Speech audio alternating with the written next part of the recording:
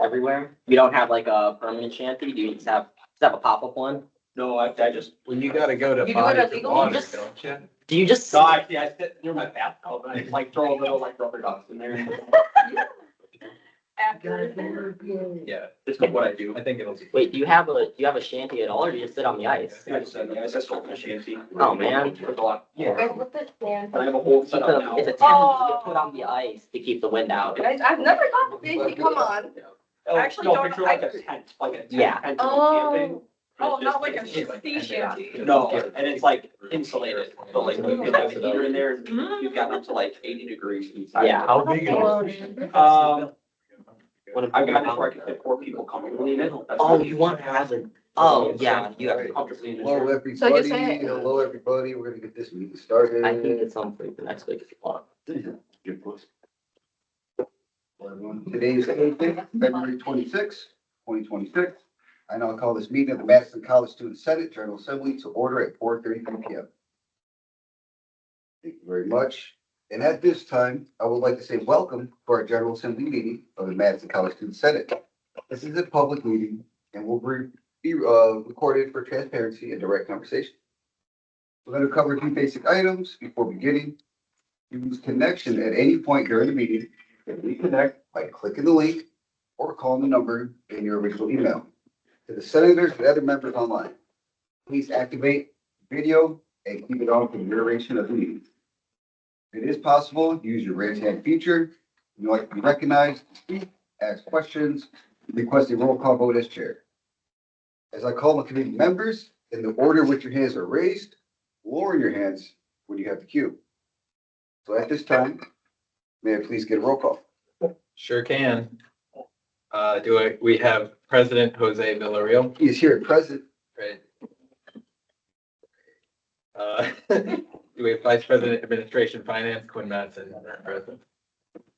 Do I have Vice President Legislative Affairs Ash Rogers? Here and present? Thank you. I have Vice President Team Development Corey Sirksel. Present. Thank you. Vice President Public Relations Ari Nichols. Present. Thank you. Do I have Advisor Cole Kaliokrato? Here. Thank you. Do I have Senator Sanjay Jagadish? Heard. Thank you. I have Senator Bethany Bauer. Present. Thank you. Do I have Senator Ashley Larson? Present. Thank you. Do I have Senator Keziah Owolabi? Excuse. Do I have Senator Idman Dua? Present. Thank you. Do I have Senator Ashley Juarez? I have Senator Ali Mohammed. Here. Senator Ida Wilmo, Present. Senator Sierra Brunner. Present. Thank you. Reedburg Senator Furkan Sindar. And Goodman South Senator Annette Crowder. Present. Thank you. We've met quorum. Thank you very much, Vice President Matson. I will now read the last week's minutes into the record for approval. So last week, we did have a packed agenda. We had Dr. Grady, Demir Gurdy, Executive VP of Original Impact and Culture. We had a team building exercise. Sure, it was pretty fun. We had disclosures and recusals. We did have a reports from officers, advisors, and standing committees. We did hear reports from special and select committees. And we took a couple reports from our branch campuses. We transitioned into reports from college assembly and shared governance. We had no unfinished business, but we did have new business. We had, we'll continue the Wisconsin Student Government Membership question and answer from Advisor Cole. And we had debrief from the district board liaison, Hassan, from our trip to DC. We had a 3-year plan from our Vice President Quinn Matson. And we had announcements. With the meeting minutes being read out, I would now entertain a motion to approve the minutes. Motion made, Senator Wilma. Seconded, Vice President Serto. I open up for discussion in person or online. Hearing none, seeing none, I'm going to take a vote in unanimous consent in 5, 4, 3, 2, 1. The motion is passed. Minutes are passed. Now we will transition into approving the agenda. Today's agenda is going to be business only. It should be, straight to the point. We are gonna be, pretty quick and efficient with our time. And we're gonna get to the subjects at hand under new business. Everybody should have a copy of the agenda. Does anyone have any, I would entertain a motion to approve the agenda as it is. A motion made by Vice President Sertel. Seconded by Senator Wilson. Open up for discussion in person or online. All right, hearing none, seeing none, let's take a vote, unanimous consent, and 5, 4, 3, 2, 1. Motion is passed. The agenda got passed. We'll get right into it. Public comment? They're not, so they told me they would be online. They're not on yet. We can, Vice President, and Roger, do you recognize? Motion to table public comment until Geraldo Villa Cruz is present. Do I see a second? Second by Vice President Quinn Mattson, open up for discussion. In person or online, seeing none, hearing none, let's take a vote, unanimous consent. 5, 4, 3, 2, 1. Motion passed. We can table that and we move on. Thank you very much. Reports from officers, advisors, standing committees. Oh, disclosures and recusals. Is there any disclosures or recusals that anybody would like to report? Ash Rogers? I got elected as the secretary of a local nonprofit that is focusing on environmental sustainability and affordable housing. So if there's something relating to that nonprofit, I will probably recuse myself. Let me say it for the record. Thank you very much, Vice President Rogers. Vice President Ari Nichols. As long as there's no, as long as no one opposes, we'll be spending $340 for the Senate's warm welcome. We'll be spending on food. That breakdown will be 45 cookies, 2 gallons of lemonade, and 2 gallons of apple cider a day. Understood. Let me say for the record that will be spent. Any other disclosures or recusals? All right. Hearing none, seeing none, we're going to move on now from reports of officers, advisors, standing committees. And I'll start with the Executive Council and President's report. Executive Council did meet. We did assign a select committee. We did assign the new senators to their committees. And you all should be in the chats, understand kind of the purview of those committees. And we are working towards progressing on our big beautiful bill. So, does anybody have any questions or comments? Executive Council? Seeing none, hearing none, going to move on. Finance Committee, Vice President Quinn Mattson. Yep. For your report. Okay, big stuff going on in Finance Committee. We talked about some problems that reoccur with the club funding system or the system of request. So clubs can receive funding, but sometimes there's one club, Skills USA, that has other clubs in it. And so sometimes they request funds for the same events or in ways that another club can't request for more funds because other clubs don't have 2 clubs doing the same things always. That's all we talked about. We didn't talk much about the 3-year plan. I suppose that concludes my report. Thank you very much, Vice President Quinn Mattson. We will now move on to the Rules and Legislative Affairs Committee, Vice President Rogers, for your report. Not a lot to report. Kept working through the BBB, the bylaw revision, my apologies. And we had a lot of people join our committee or who attended my committee that weren't assigned to it. Super thankful for all the people that did show up. If you do show up in the coming weeks, we'll probably be talking about elections as well as the BBB, and then after spring break, will be all elections all the time. And then I think that concludes my report. Very much. Anybody has any questions or comments of the work that's being done? Just I would ask if you teams or email either one, Vice President Quinn Mattson or Vice President Rogers. And now we will move to the Team Development Committee and Vice President Sertel for your report. Advisor Cole, you're recognized. Just so you know, Geraldo is online now. Vice President Sertel would, Yes, I apologize. Vice President Sertel, would you be circle back to your report? Yeah, absolutely. We'll state for the record that we're going to come circle right back to Vice President Quinn Sertel for his report. And we will get right to it if public comments ready. Yep. Take it from here, Advisor Cole. Okay. Yes, so online with us right now is Dean of Students Geraldo Villa Cruz, who will be our public comment today to kind of follow up with us with everything going on gen related as well as any other updates from the college itself. So Geraldo, the floor is yours.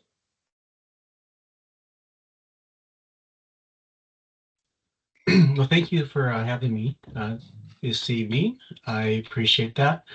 And I look forward to giving you a few updates related to JED Campus. For those for those of you who aren't aware, Ari is on one of the student senators who's on our task force, and he was present for a in-person campus visit with our JED Campus advisor. So I wanted to provide a little update related to what that all entailed and our next steps of what we're going to be doing related to our programming and our strategic planning. So, and please stop me if you have any questions along the way. So let me just get started here. Just to remind people, we are in a 4-year partnership with JED, and we're going through our first year currently. In the fall, we did a needs assessment and related to the students completing our Healthy Mind survey, as well as doing an institutional baseline assessment. And then this February, we just went through, early February, we went through the visit. And so right now we're looking at our strategic planning, and I just wanted to give just a quick overview of where we're at with that 4-year framework. And so I'm just going to shoot through some of this because I think you may be aware of this already, but JED Campus has 7 domains in which we look at when we're assessing how the college is doing with providing programming, strategic planning, and services for students at the college. And so we ended up going through a number of these domains during the visit that we had in February. And so I just wanted to just provide just an overview of what that looked like in terms of those 7 domains. So we ended up, we have about 20 individuals on our task force, and we have a few student representatives for that also being on the task force. And then for the day where we had a discussion, we had an additional 16 individuals who participated in that day-long activity. And during that time, we reviewed the data that we received from the assessments. And then there was also a focus group that we held the day prior to this event, where we, with support from the Senate trying to recruit students, we had 20 students who were interested, and 15 were able to participate in the focus group the day prior. And so we did get some feedback from them that was shared as well. And I'll share that with you this evening.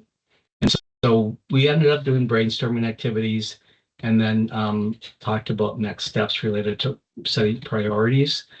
In this PowerPoint slide deck, I do have the different areas that we were focusing on for looking at priorities during the event. And so I wanted to provide that for you. So as the Senate, you can take a look at that. And then if you have any questions or feedback related to what you think priorities would be based on your experience with students and in your own experience, that would be greatly appreciated if you could share that.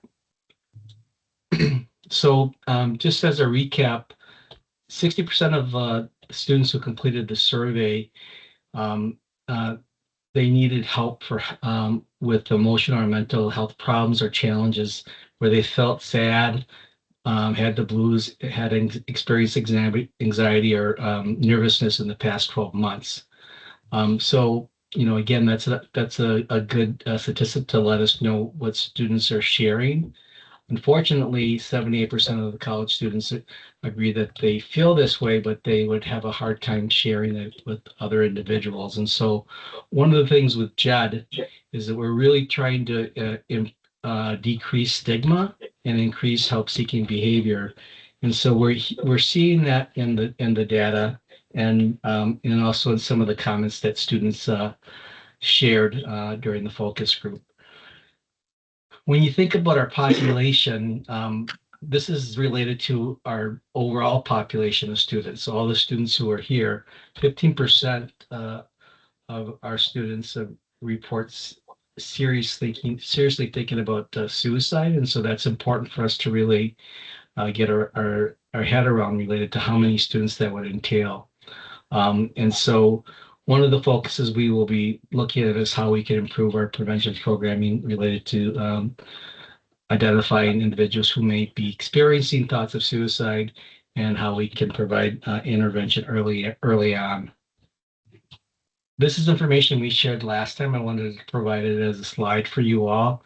It just will give you some context related to the number of students who completed the survey and kind of what the demographic information is to help us understand context who's sharing information with us through their responses to the questionnaire. One of the first things we talked about is strategic planning. And so this is where we're looking at how we evaluate our programming, how we look at how we can develop better resources that can reach our students in a way that's more effective. And so one of the things that the advisor did was share some slides related to what the focus group shared related to this area. And so I wanted to provide these for you.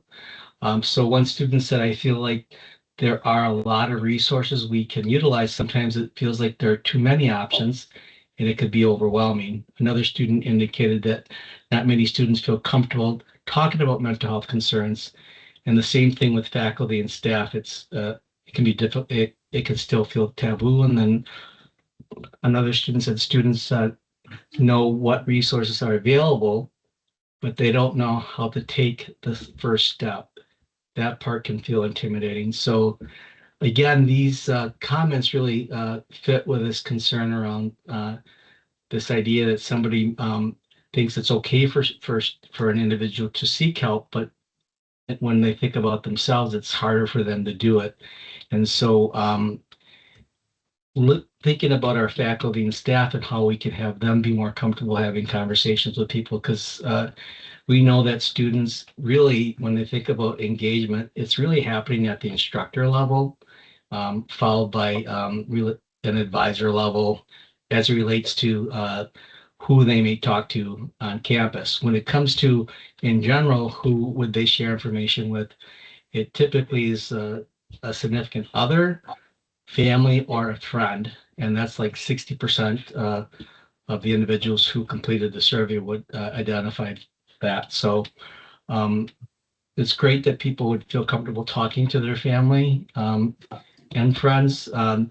What we're trying to do is making sure that wherever students are going to for help, we're able to help support those staff and faculty so that it would provide more of a welcoming and encouraging environment for people to have a conversation. This was the first set of priorities that were identified for our discussion. So we broke up into different groups of around 5 to 6 individuals, and we identified what a priority was and what would be some ways in which we could address that priority. I am not going to go into detail with these. These are, again, areas for the Senate. If you could take a look at this and if you have any thoughts related to what you would identify as a priority and what are some ways in which we can address what has been identified. From my perspective, the one that I thought was really important is they're all important, but priority number 3 and 4 stood out, where we do provide information and do campaigns related to how this topic of mental health and well-being. However, we could do a better job of doing that more systemically. Sometimes we have some areas of the college where they'll such as, student life, they'll be working on a project or promoting an activity. And unfortunately, some other areas of the college that might be doing something similar may miss the opportunity to collaborate and or advertise and promote what's happening from both areas at the same time. So we're really needing to want to work more on how we can be more united in our conversation. That's part of what hopefully you're familiar with Protect the Pack. That's one of the initiatives that we have going where we're trying to coordinate different types of awareness programming across the college and the district. The other one around collecting data and analyzing, we just need to better understand what students are experiencing and how can we get information about what their experiences in natural settings. So when there's a campus fun day or a career event happening, is there a way for us to gather information students around this idea of mental health and wellness through those activities so we can be better informed? Another area that we looked at with life skills and promoting social connectedness. And here's what some of the students shared in the focus group as it relates to what are some things they hope to learn while at college. So one individual said how to deal with being alone. College can feel more lonely than expected. Another student said how to communicate effectively, like how to talk to professionals and supervisors. And a third student said how to understand your limitations further, and then how to ask for help and support when you meet those limitations. So again, you continue to see the theme around feeling a certain way and figuring out how to be able to make those connections to individuals that will help us and help a student overcome what they're experiencing. And here's another set of responses related to, do you think students feel as though they belong on campus? Why or why not? And to be honest with you, we appreciate the students who have engaged and responded to the survey, but we're missing a group of students who are not responding to the survey and who may be experiencing certain types of distress. And we really need to understand from their perspective as well, what will help them feel like they belong on campus. And so these are, again, a couple other examples of how students respond to that question. So these are the set of priorities that we reviewed during the discussion brainstorming activity. Again, please, take a look at those and let me know. And my contact information for this whole unit, you can use my email or you can just do jetcampus@madisoncollege.edu, and that'll go to our main general box for this campaign and this initiative. What's interesting is Jed really likes to promote the mentoring aspects of how can we get students to help students. And I do think that that's something we need to better leverage is working with clubs, organizations, and the Student Senate to really help us to be able to connect and engage with our students in a way in which it will be beneficial and helpful. Again, we've talked about identifying students at risk and help seeking. I've kind of shared the trend that we're seeing from students in terms of how they experience that. And that is one of the biggest things we're going to be looking at is how can we reduce stigma and improve access. Again, here's some comments that students made related to how faculty, staff, and students supportive or not supportive of mental health needs of students here. So faculty bring up different resources for students. That's helpful. Sometimes it feels like faculty will take a hard stance on deadlines and not show much flexibility. It can feel like they don't want to work with individuals. That's one of the challenges with academic freedom is depending on the program and the course, instructors may have more of a universal design perspective where they give the opportunity to have more flexibility in different course policies than others. But we always push for universal design when it comes to instruction. So what can we do to make sure that things are set up that all individuals can benefit, whether they have a disability or not? And again, here's another set of responses related to what are some things that make it hard for students to ask for help.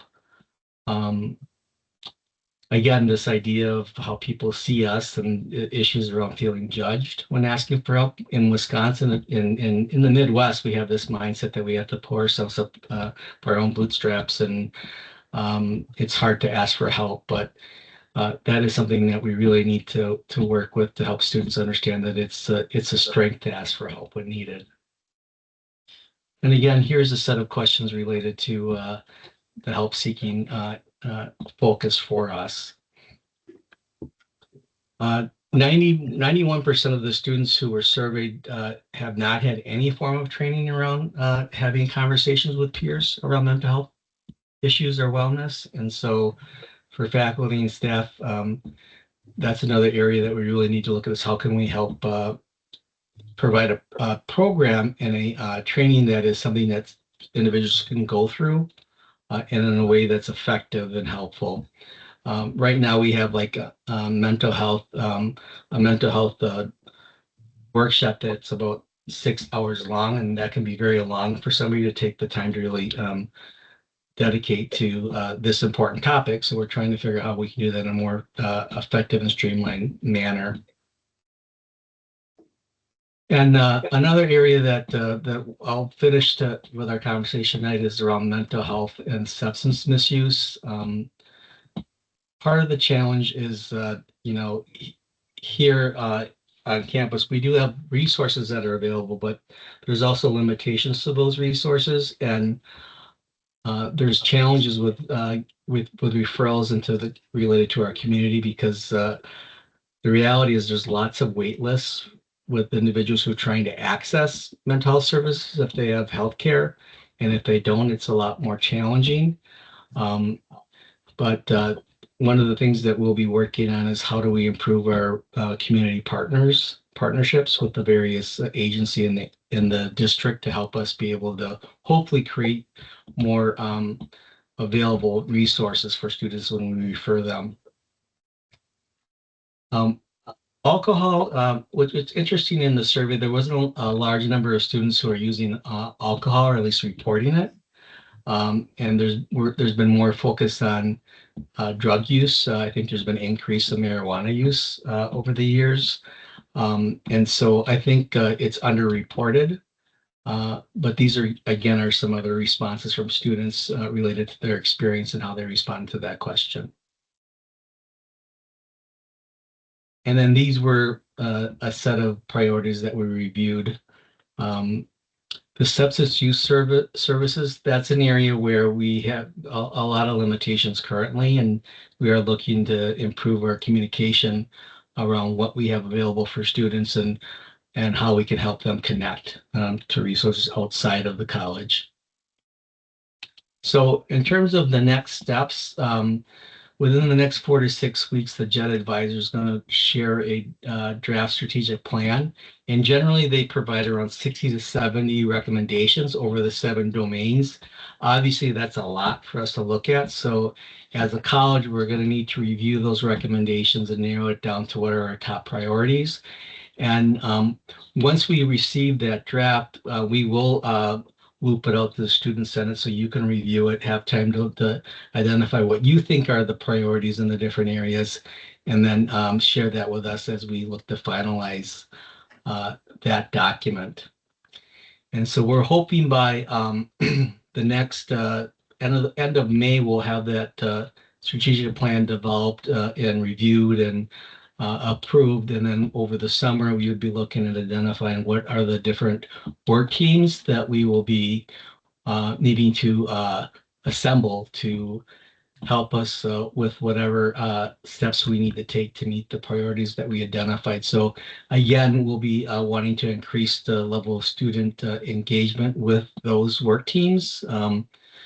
Right now, we have 2 students that are part of the task force, and I would like to see a student involved with each of those work teams if possible. We know people's schedules are hard, given the different priorities and roles that we all play. And so that is my quick update. It was probably longer than expected. And so I will end there and see if people have any questions for me. Well, I think first we'd like to give you a round of applause, if that's okay. Thank you. We will now transition to questions and answers. You will be called upon as you raise your hands in that order. Vice President Rogers. Those were all a lot of wonderful goals that you talked about. But one of the concerns that I have is I know the college was given a set amount of money that they gave to JED. What happens when that money runs out? What's going to happen in 2 or 3 years for the sustainability and long-term reach of these projects? The 4-year goal right now, where does that leave us? I mean, student enrollment's not going to increase forever. We're not always going to have the budget that we have. What happens after? You are muted, Vice President, Dean of Students. I put myself on mute. I apologize for that. Didn't see that. I think it's a great question. We do need to look at sustainability for the different programming that we're doing and understand that there's got to be a commitment from the college to where they're going to put the resource and what has the biggest bang for the buck. As we know, one of the other areas that we're really struggling with is basic needs, and housing insecurity is one of the biggest challenges students are going through, as well as just the finances and food insecurity. And so we are looking at those as well. And there's an intersection between mental health and wellness and basic needs. And so one of the things with the strategic plan is that we will be having a section focusing on what are the things we need to do to sustain what we're working on over the next 4 years. So it cost us $62,000 is what we spent on the JED campus for the 4-year period. So it's like $16,000 a year for the support we're getting with the advisor, any of the resources that they identify. They have a few items that trainings, for example, that are available for free, and other hub resources that are available that we'll continue to access. But you do raise a good question. Senator Crowder, you're recognized. I dropped some information in the chat about training that's available for students that are 14 years and older. So it would also be appropriate for high school students, since we do have a good population of them. It's called Mental Health First Aid. And so I would just ask that maybe take a look at it. I've gone through the training myself and I felt like it was very useful. Thank you. Thank you for that, Senator Crowder. Yeah, and that is one training that we offer. We have offered here to faculty and staff and some students within programs, but I do think that I appreciate you bringing that up, and I think that's a great program to look at. You know, if you have the time, it's a good thing to go through. For some people, it might feel like it's a bit longer than what they would be able to dedicate to. But we are looking at other types of options for students as well.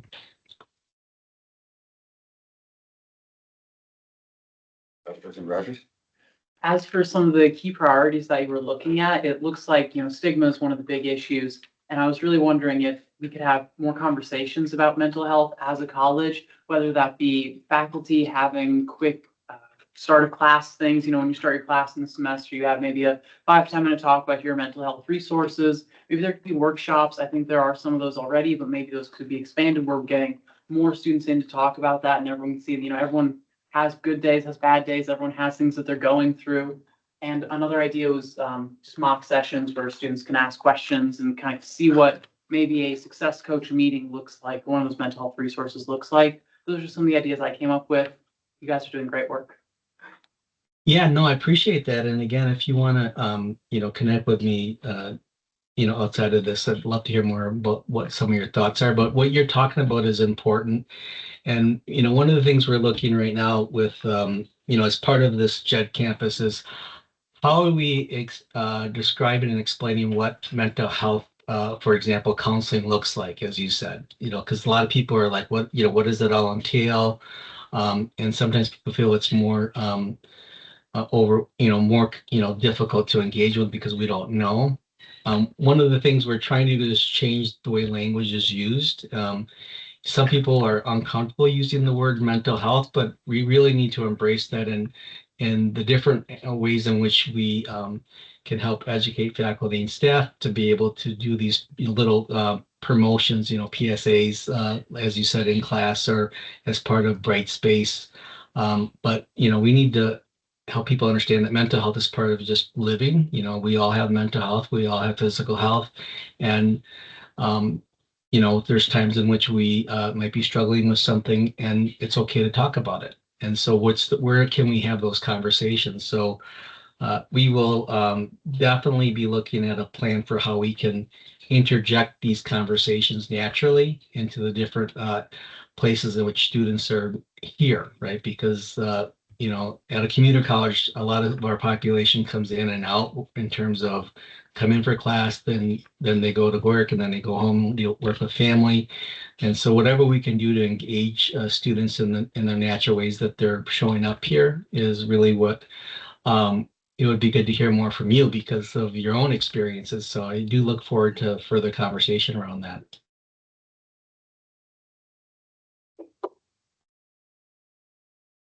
Any other questions or comments?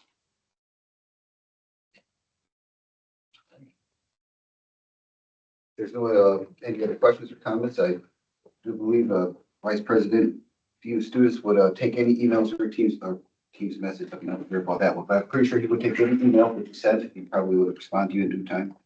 Thank you very much, Vice President of Will Cruz. Thank you. Appreciate again, you know, and again, you can use Dean of Students at madisoncollege.edu. You know, that's very simple to share. And really, if you have people and fellow students and colleagues that you think could really, this is an interest for them and they want to be a part of it, and you know, whether it's for a semester or 2 semesters or what that might be based on what individuals' programs are, please, you know, send them my way. I would greatly appreciate that. And you all have a good night. Thank you very much. Good night. And we will now move back to Vice President Surtsel for his report. Yeah, so I just saw call motion.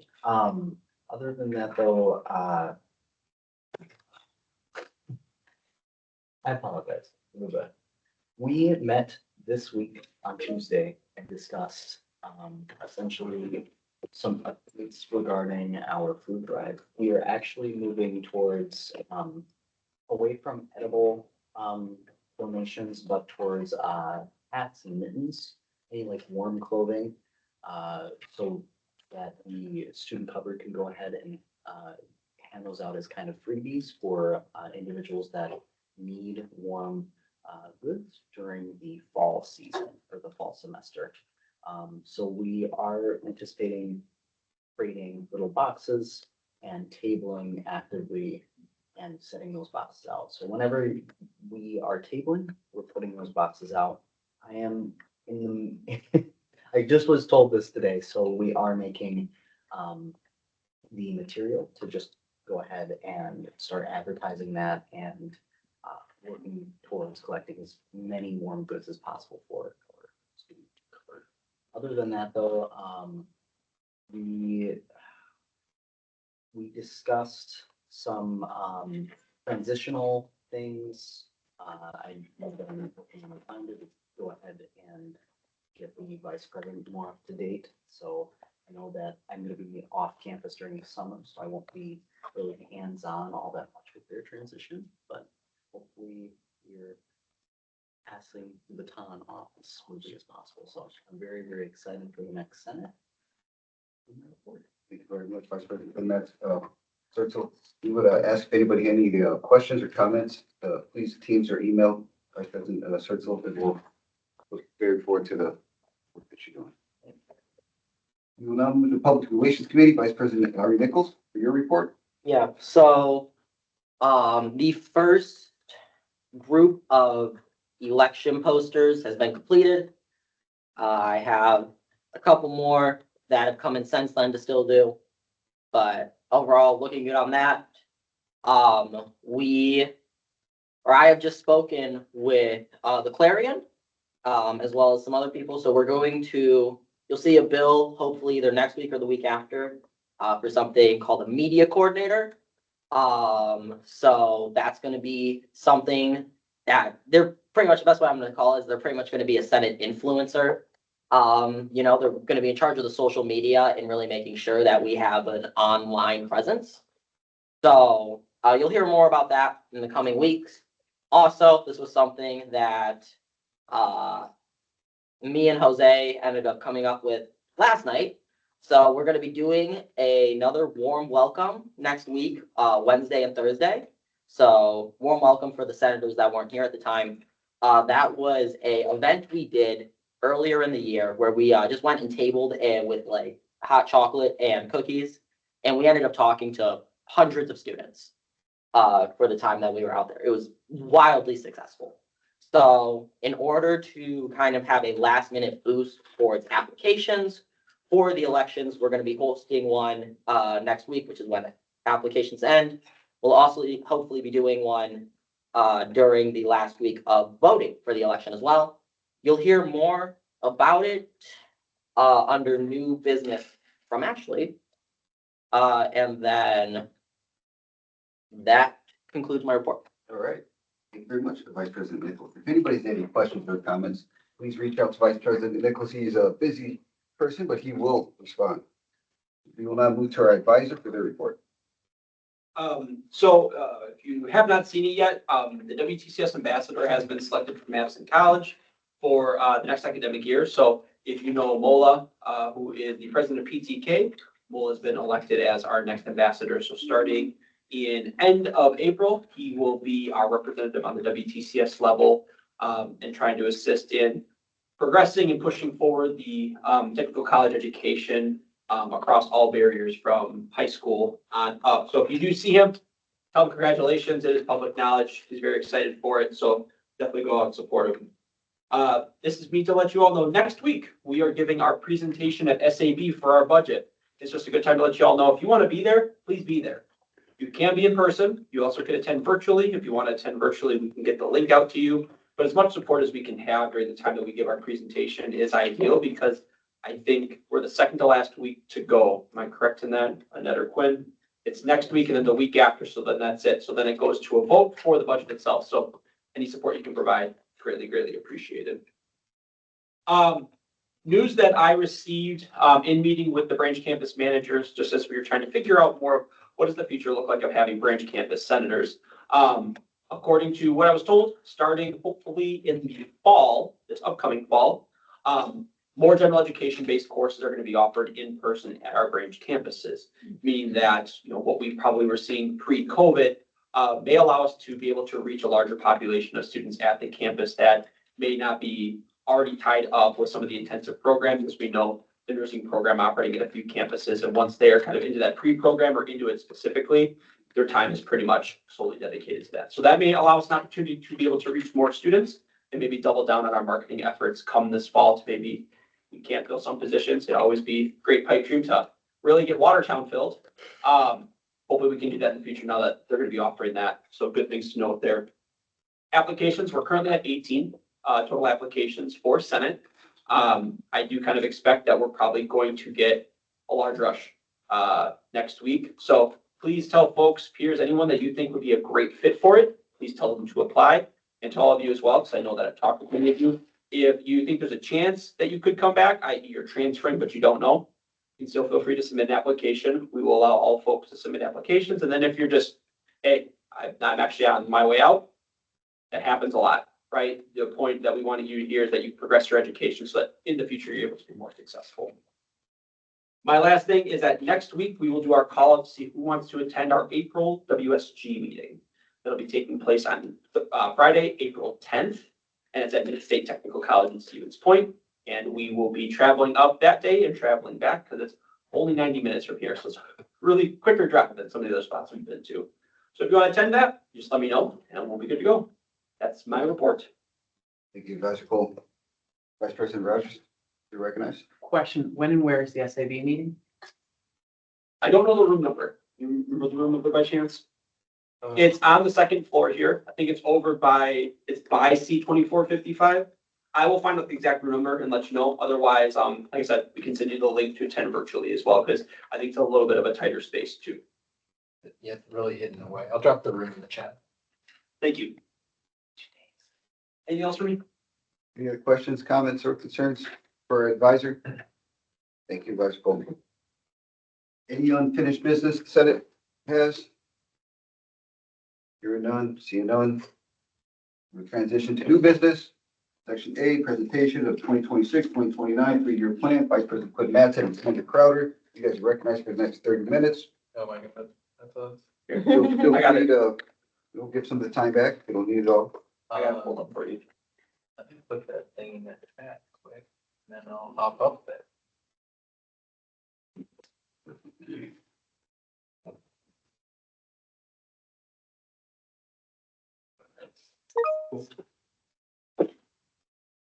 I put the room number, time, and date of SAB meetings in the chat.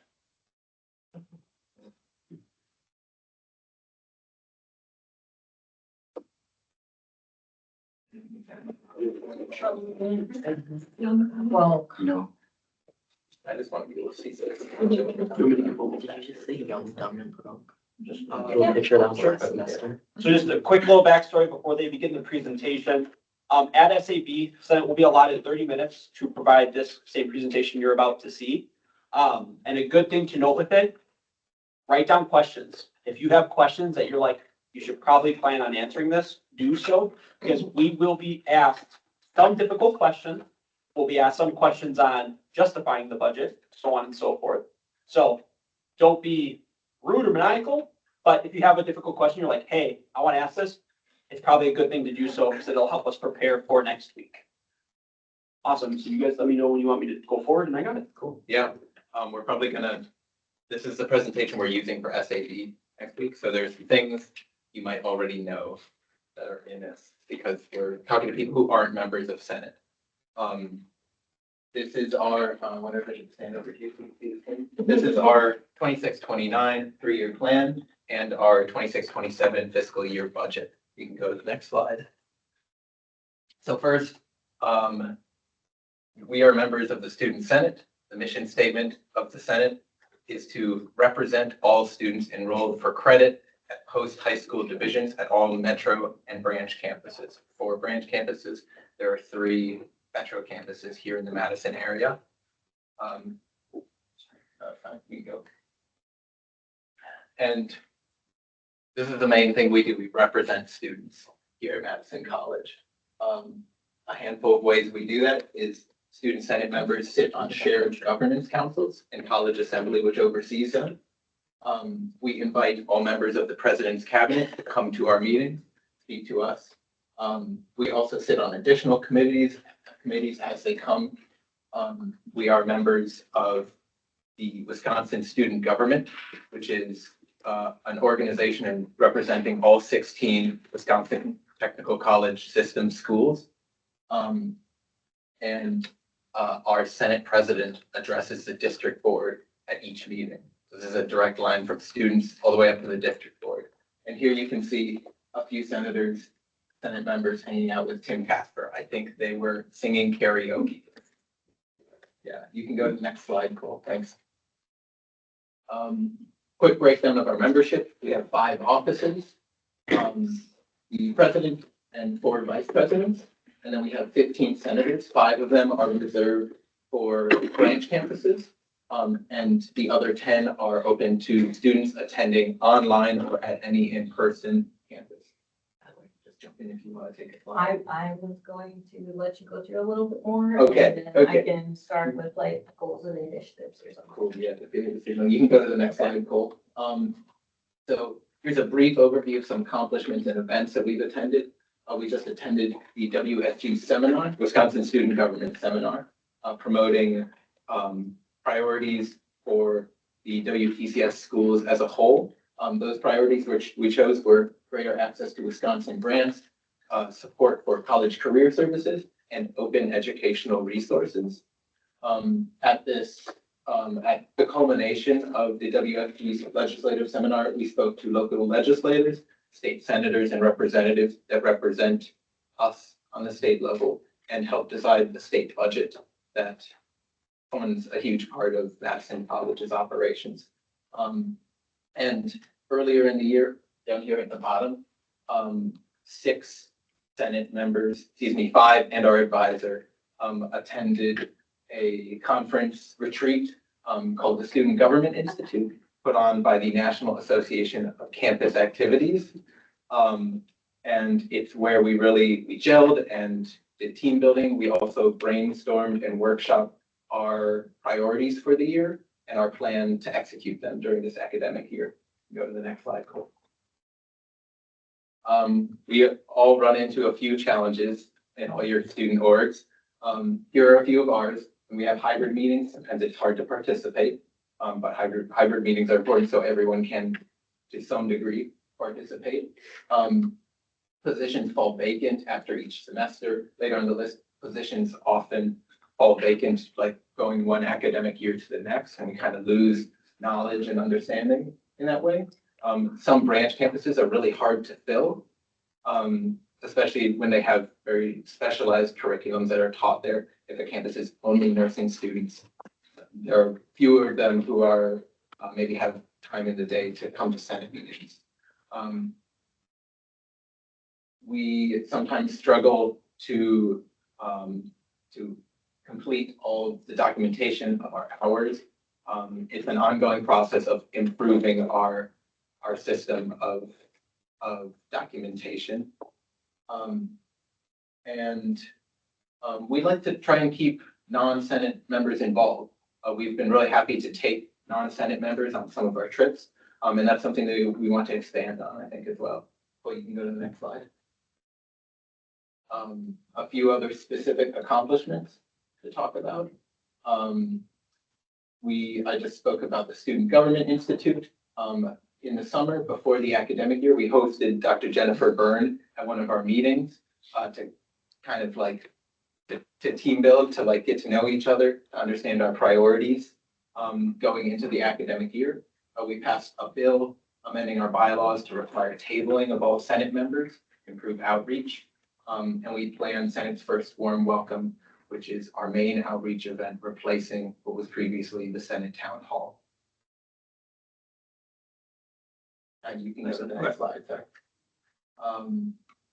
This picture is when we planted flags commemorating those who lost their lives on 9/11, something Senate's been handling for the last few years. We've collaborated with public safety on that and other groups.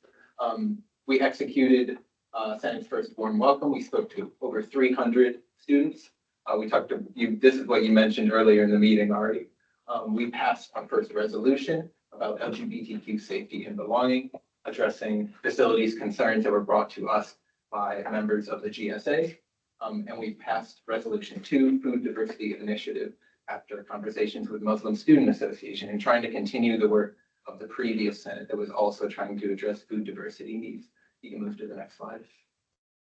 And our most recent accomplishments, earlier this month, the Senate President Jose Villarreal traveled to Washington, D.C. With the college president and members of the district board to lobby to federal representatives for the needs of Wisconsin Community College and Technical College students. More recently in this month, 6 senators attended that WSG seminar, bringing the needs and stories of Madison College students to the Wisconsin state legislators. And recently, as I keep saying it, these SAB meetings, we just launched our 26-27 Senate term election applications, which has been a huge amount of work in advertising, including tabling and pamphlets and flyers. You can move to the next slide.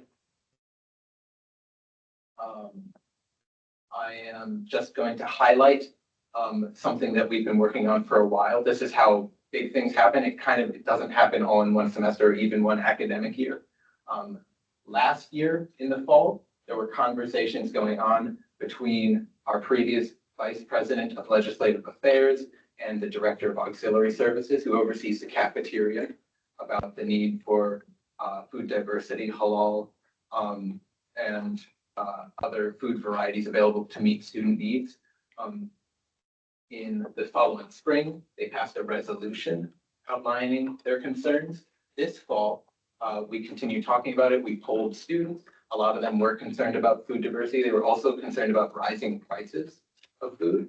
And we wrote and passed another resolution reiterating our concerns. And this spring, we've been really happy that another student organization, PTK, wants to independently take this up, and Student Affairs as well is going to make this their focus of next academic year, I believe. You can go to the next slide, Cole. And lastly, I'll just highlight our work with the JED Campus Initiative. So the Student Senate was approached directly about a new mental health initiative going on here on campus, auditing our mental health resources and how much students knew about them. Multiple Student Senate members have continued to be involved in the planning and assessment and analysis stage here through the JED Foundation Work Group and an intensive student study that went on. We were just asked to continue working with the JED campus in the upcoming years. And we've been asked to provide team members and assist in student outreach to bring other students into the fold. Even if they're not a member of this board or of any other organization that can get involved. We want all students to be involved in the governance of this college. You can go to the next slide. Cool. And here's just a few of our other big multi-year accomplishments.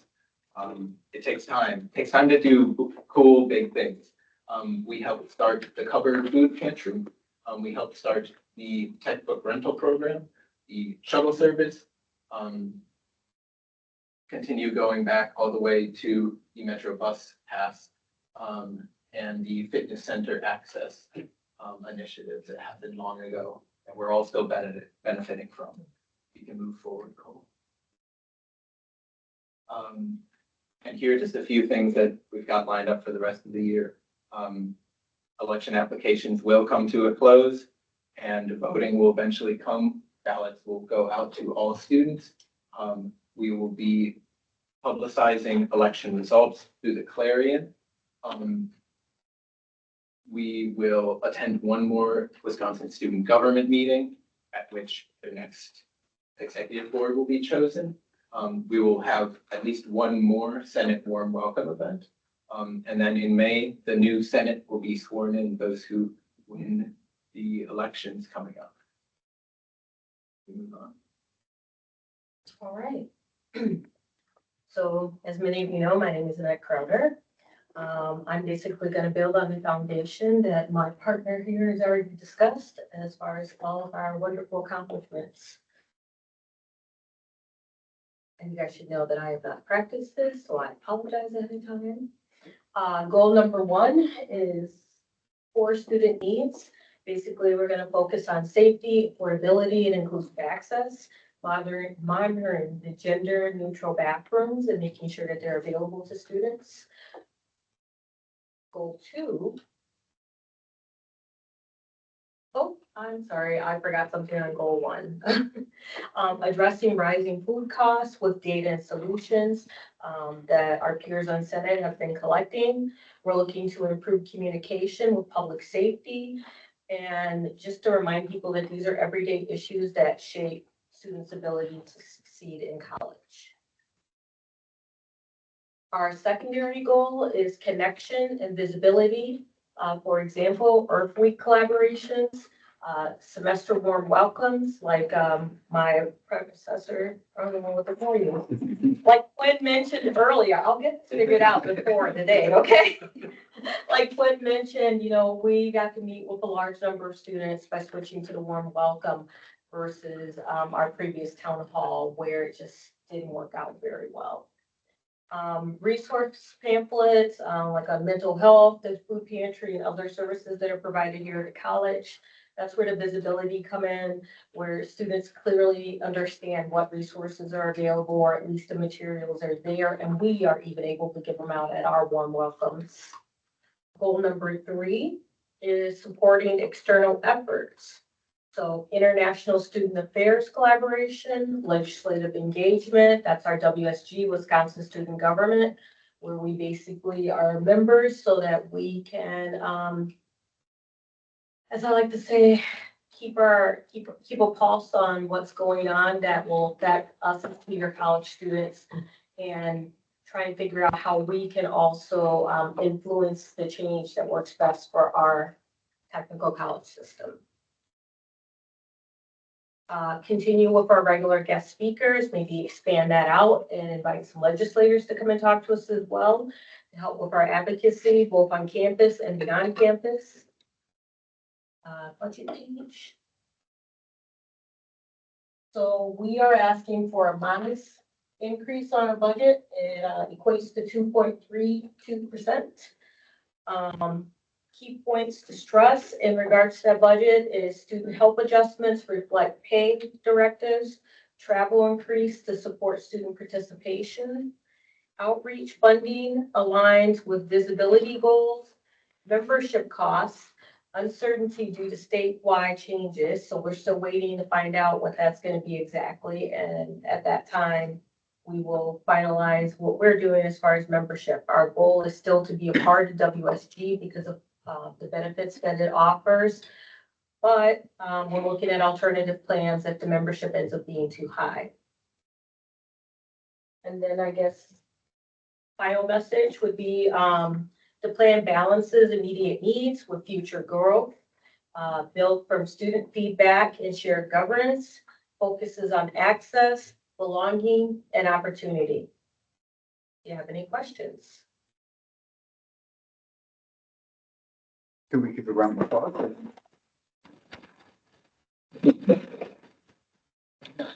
It's fine work, and yeah, let's open the floor up to any questions or comments. And again, Roger Cole, do you have a question or a comment? nope, We just, go back to the sheet that has the budget on it, because that's what everybody's gonna say. Yep. They're gonna so want to go just back if you to it. have a question where you want to pick something apart, now is the time to do so as well, to get them prepared for it. And we So want it's you out to there. pick them up. Yeah. We really do. Vice President Circle? I just wanted to know a little bit more about your increases and your decreases, what we're expecting, why those are going up, why are those going down?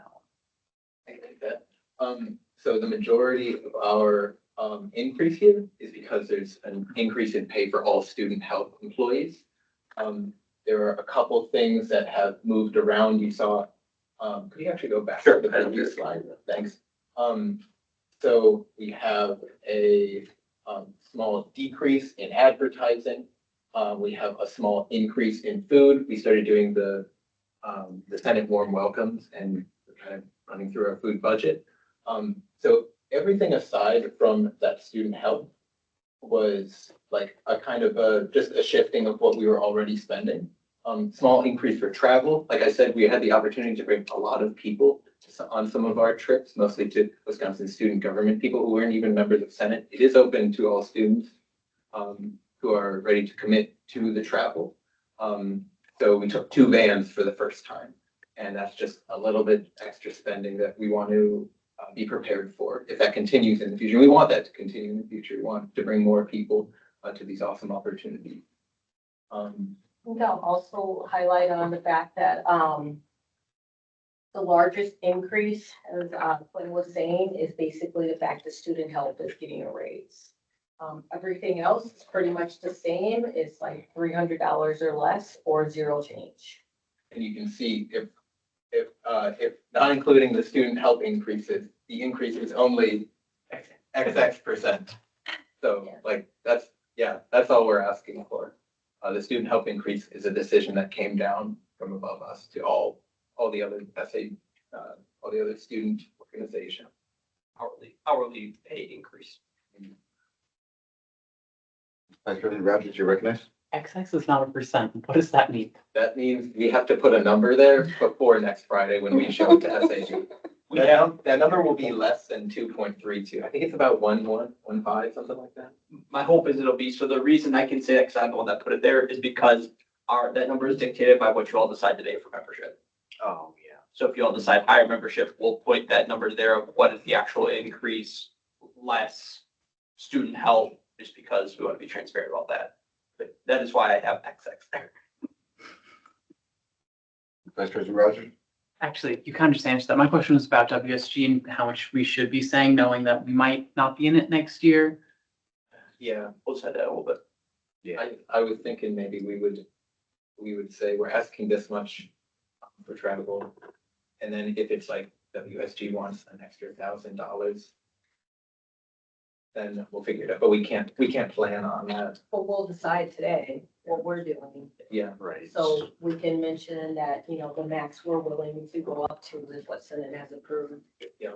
And if it does come up in this presentation, part of the third goal, one of the short-term strategies is to investigate state legislators that we think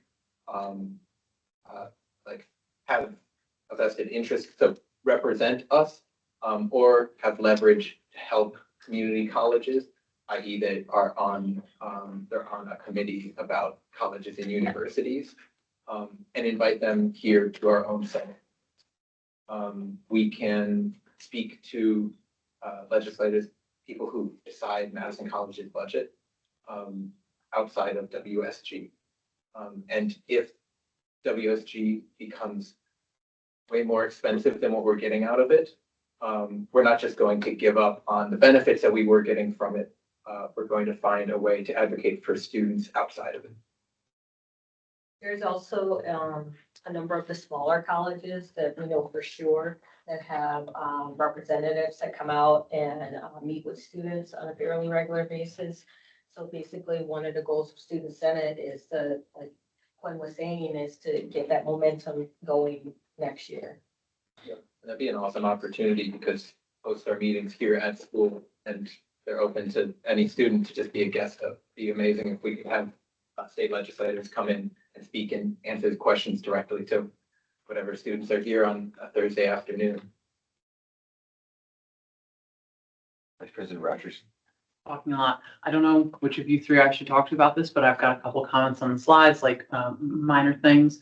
I would like to talk some about that maybe after a minute. Absolutely. This is my first time seeing another instrument. Yeah, I think I repeated myself at different events. Harry Nichols. Where'd you pull the pictures from? I pulled them from Teams. Just like through the chats? Yeah. That's crazy. I thought some of those would never see the light of day again. Senator Larson. Could you go to the next slide, please? Just some clarification. Is the pay increase because for VP and president because or is it just VP? Yeah, I'm sorry. Yeah, there is an hourly adjustment Yes. for these two positions. Our two hourly positions are the Senate President and the Vice President of Administration and Finance. The Vice President of Administration and Finance is going up by 2 hours in the summer, up by 1 hour a week during the academic year. The Senate President is going down by 1 hour during the academic year. And this is just to adjust to the number of hours that they were logging on average. Okay, cool. That was going to be my question was it just a reevaluation of the amount of hours that they both do? So thank you. Yes, yeah. Any other questions? Vice President Nichols. So with the travel, are we just, obviously it's not a large increase, but are we just increasing it, like for capacity? Like we're just seeing that we just are on average gonna need more capacity? Or is there any sort of like wanting to travel in a different way or maybe with a different company that's also affected it? Let me answer that one. Oh, I can answer, and then you can answer. Okay. You better answer. The adjustment was mostly because we were already pushing over our budget with what we're doing right now. Obviously, we don't want to spend money in inefficient ways. If we're not getting a lot of student advocacy bang out of our student organizational budget, but so we're open to considering other things, and that's at this Senate meeting, I guess I'll call it last Senate meeting next week. We did talk about whether our organizational membership in Wisconsin student government is worth a large price increase, a small price increase, and kind of where we'll draw that line if prices continue to go up as they have. But it was really just based on we're already spending over our means now. Just because we took 2 vans is the first time we've done that in a handful of years. Can I add something with the So they possibly are going to bring up, why are we using the athletic? Really think about that. Yeah. Yeah, Oh, because the you can band. reserve the athletic bands to use them for travel, Yeah, and then we could use, assuming that they're not utilizing them. and we could use those nice parking spaces too. And then we only have to pay for gas and we don't have to pay for, but that's all. Is the van available on the date that we need it? Because, I mean, not fitness, but athletics gets first priority. Well, did you want to jump in? Vice President Cyril. I just wanted to quick clarification. Don't the athletic bands charge a fee though to No, other organizations that are using them? no, I've used them for, Black Student Union in the past, unless they started this year, because I had not been, Black Student Union active. But no, they allowed us to use them and we just had to cover the gas. So we should probably check and see if anything's changed, because with having athletics part of SAB, I can see that covered by this. Senator Sindor. My comments about, not about the budget. If you want, after budget conversation, I can ask, or it's fine, I can ask now. That's whatever. Okay. So it was great presentation. I like the pictures, like nostalgia. We also have a lot of achievement in international student side, SN8. If you want, I can provide you to details if you would like to put there. Yeah, Just an open. send Yeah. me like 3 to 4 bullet points and we'll put it into there. We just kind of went with what we were able to find at the moment. So yeah, if you have more percentages. Supervisor Cole? To go back to Ari's question about why we're doing such a small increase for it. So in theory, 4 years that we're requesting additional funds, we tried to keep it to one area, increasing a significant amount versus multiple. Especially since last year, that is what we ran into is that. So what is currently my game plan, because I have to have the creation of the budget, is that next year there's a reassessment of what does our travel budget actually look like? Because as it currently operates right now, for the last 5 years, the travel budget would not accommodate airfare. It just wouldn't. So everything would be travel via vehicle through enterprise. Obviously, we can explore the athletics van. But it hasn't been right sized in a while. And so we've just been kind of waiting to see though, because last year it was the large increase in compensation that kind of took it over. And this year, because the membership dues, we're kind of waiting to see how that pans out. But that is on the radar. There's not a large increase in compensation. It's a catch-up increase in compensation. Sorry. That's fine. Vice President Cyril. How many athletic bands do we? I think there's like 5 or 4. I can't remember for sure. Vice President Nichols. So can you go to the food section slide real quick? Food section. Yeah, or like, did you mention in the funding breakdown food? Yes. Oh, Yeah. funding breakdown. Okay, cool, 200, thought so. So, have we actually, are we going to use our entire food budget this year with what we have planned? That's the plan. Okay, After a conversation today about, what do we want to do for like that last month-ish of, school.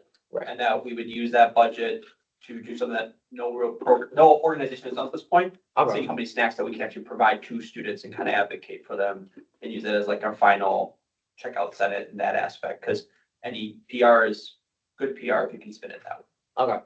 Yeah. Where are you taking the $200 from? Like, which one of the two sections did you pull it from? What do we say? Because That's the Advertising. membership, the advertising. Yeah. so the 200 decrease in membership, I assume that was our original idea before. Right, it hasn't been updated Okay. yet until today. I will update it for the next time. You'll be able to get access to this presentation once we have it fully updated, but I can't update that until we decide. Part of that food budget increase is predicated on our organizational goals, which include an expansion of our new Senate Warren Welcome. Because we've done 1, now 2, soon to be 2 of them.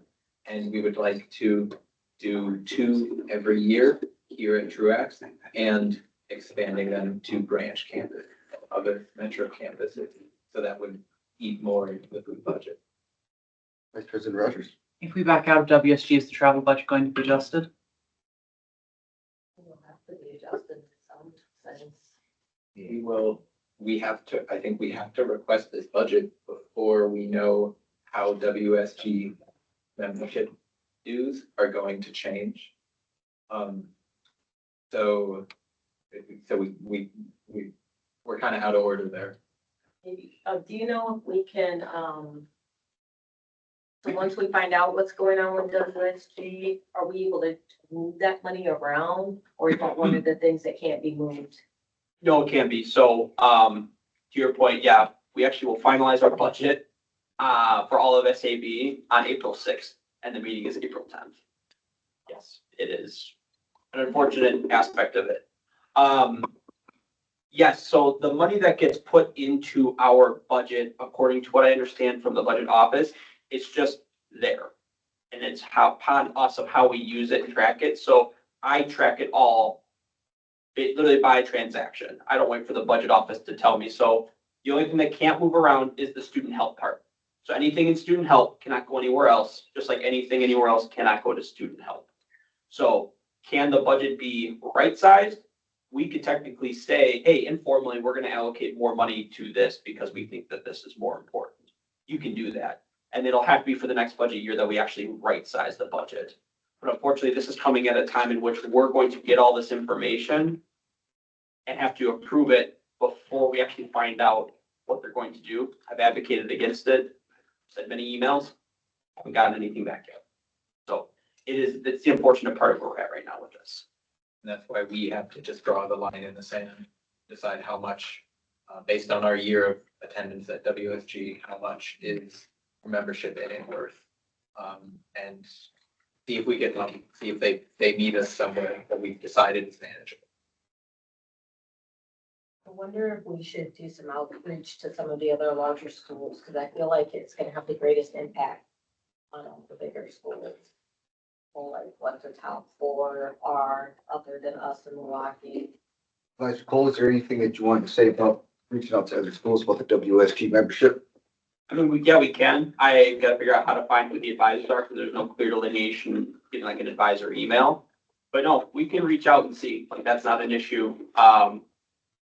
The hope is that we actually have a meeting in March, because WSG, are we done with the presentation? I'm gonna start taking up more time with WSG, so I don't want to take away from that. You okay with that? WSG is the next thing. Correct. I just want to take away from, Yeah, did you guys have any more questions Yeah, for us? any other issues you foresee? And if you don't right now, and you think of something later, just send us a Teams chat to both of us. Or more information you want to Vice add? President Nichols will be I have- recognized. One last question. This is more just a curiosity. Do we have to have like it broken up by like food, membership, supplies, printing and We advertising? should, because if we don't, they're gonna ask us, and then we're gonna. Well, I mean like more or less, are these the categories we're set with, or are these categories subject to change? so. Here we go. Yeah. Okay.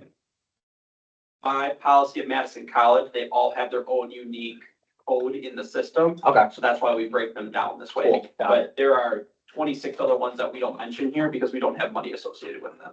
Like there's a specific code for travel, a specific code for food, memberships, so on and so forth, professional contracts. Thought about that one. Vice President Rogers? If there's specific codes and our budget has to pull things out of line items when we spend them via our bylaws, then why is it a general pool of money that we can move around outside of student health? I believe, if I'm understanding what you said. Yeah, because that's how the budget office operates. So we don't typically do that, right? So like, we don't sit here and be like, I'm just gonna move this all around, right? It just sits there. So this year for memberships, we spent $1,444.25. So sitting right there, according to the budget office, somewhere, they don't care where, it's in excess of $356. So it just softens it. We're not in any type of financial dire situation where we've completely spent money and now we're in the negatives everywhere. That's just how they choose to operate it. We separate it. So every time we do a transaction, I have it separated into the appropriate budget that it would fall to. And then if the budget office sends me back, like right now, some of the stipend stuff came out of a different student helpline that we have no money in. But they said, oh, well, this is where this goes. And I'm like, but we don't have money in this line. So what's happening here? Ellie's fixing it. But I wish I could tell you it was easier. I wish I could tell you it was simpler. But with it as a whole, at the end, if we do want to allocate money to something else, typically we have that conversation, but we have not had to have that conversation yet. You can also think about too that, like if we don't end up doing WSG, we could, do collaborations and not just invite a representative to our meeting, but invite them to a forum to talk to students in general. Yeah, great. All right. I can start with you These later. two, round of applause, everybody. So would you like? And I look forward to seeing it at SAB. We'll have it ironed out. We'll now move to section B, Bill 004, bylaw transparency administrative chart changes. Vice President Rogers, you have the floor. One question, Cole, did you want to move straight into WSG and table this, just so you can talk about it? So we're kind of moving It's that. all, it's okay. I was wrong. It was the bill. Okay. I just misspoke. I'm good with whatever. If that's what's next, you can definitely do that. That's totally fine. Should be relatively quick. So the foretold bylaw revision is finally here. You should have gotten an email from Quinn yesterday that has a bill in it. That bill on the screen is part of the total package. I do have to read this word for word, don't I? Read in, yes. Okay. And that can be difficult. Thank you.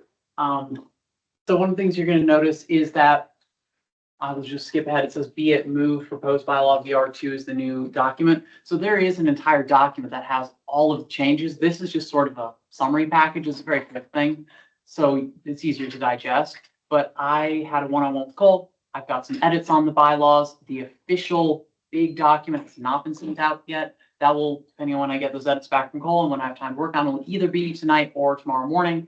So I really strongly encourage you to take a look at that and look at all the changes. There are changes in yellow, highlighted in yellow. Basically, everything is highlighted in yellow at the minimum. Yellow just means there was a grammatical or a wording change, a small change made to it. There are also red changes. Those are substantive changes. Those change the way the bylaws are read. Those are important changes. I strongly encourage everyone to look through, find the red one, pull up an old copy of the bylaws and just kind of look, say, oh, this was changed, that was changed. And then we're reading it today.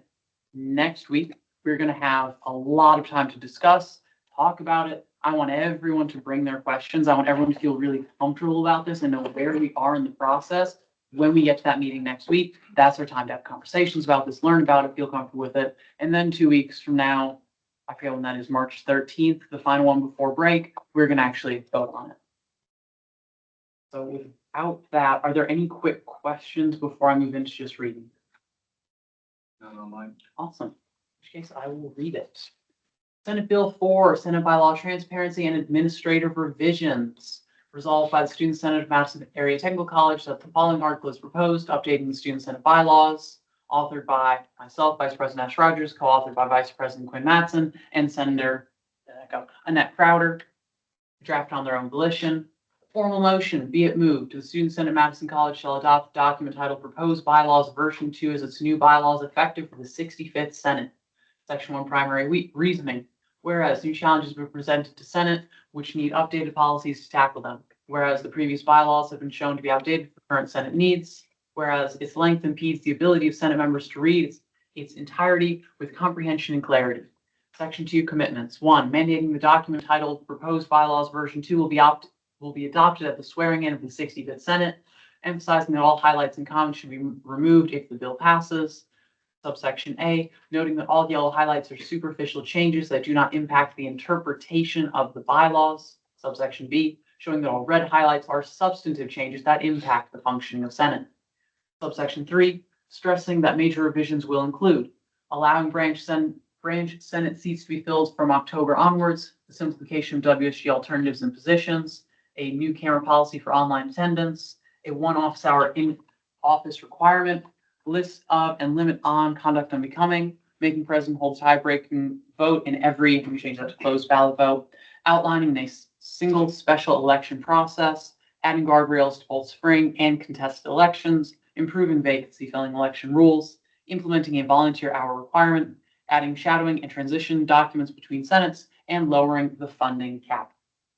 I know that is a lot. Oh, wait, I need the conclusion. Be enacted by the Student Senate of Madison College that the Student Senate of Madison College shall adopt the document titled Proposed Bylaws Version 2 as its new bylaws effective for the 65th Senate. That's a lot of changes. Some of those I have had conversations with Cole about. Those will change. We're going to have conversations about this next week. And I'm assuming we're going to come to a consensus. We're going to meet in the middle and we're going to end up changing some things about these bylaws in the next week and a half based on your feedback.